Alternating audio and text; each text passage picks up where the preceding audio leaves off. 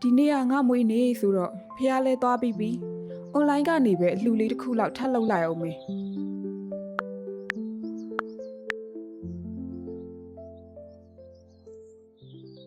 အိုးတနာစရာလေးတွေအရေးပေါ်စေဖို့လိုနေရဲ့တဲ့။ငါမြန်လှူပေးမှပဲ။သူတို့လေးတွေအဆင်ပြေပါစေကွယ်။9000လွှဲလိုက်မယ်။ကဲလှူပြီးပြီ။သူတို့ page လေးဝင်ကြည့်လိုက်အောင်ပါပဲ။ဟမ်ဘာဖြစ်သွားလဲ page ကြီးပျောက်သွားပြီငါအကောင့် block သွားလားအလူငွေလေးတွေတကယ်ရောလိုအပ်တဲ့သူတွေစီရောက်ပါမလားသားရဲ့ဘာလို့ဒီလိုလိန်ရကြရလဲခတ်တယ်ဒေါခင်ရေ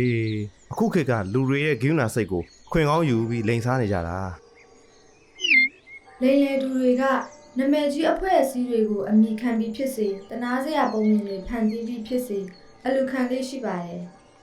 အလူမလုပ်ခင်တတိထားရမယ့်အချက်နှစ်ချက်ရှိပါတယ်တရားဝင် page website ဒါမှမဟုတ်လူသိများတဲ့အဖွဲ့အစည်းဟုတ်မဟုတ်သေချာစစ်ဆေးပါတင်ထားတဲ့ post တွေကိုစစ်ဆေးပါလိန်လေသူတွေဟာအခြားအလူရှင်တွေတရားဝင် page တွေကပုံတွေကိုခိုးယူသုံးစွဲတတ်ပါတယ်ဒါကြောင့်အလူရှင်မတူပေမဲ့ပုံအတူတူပဲသုံးထားလားနောက်ခံနေရာကတနေရာပြီးတနေရာဖြစ်လာဆိုတာကိုသေချာစစ်ဆေးပါ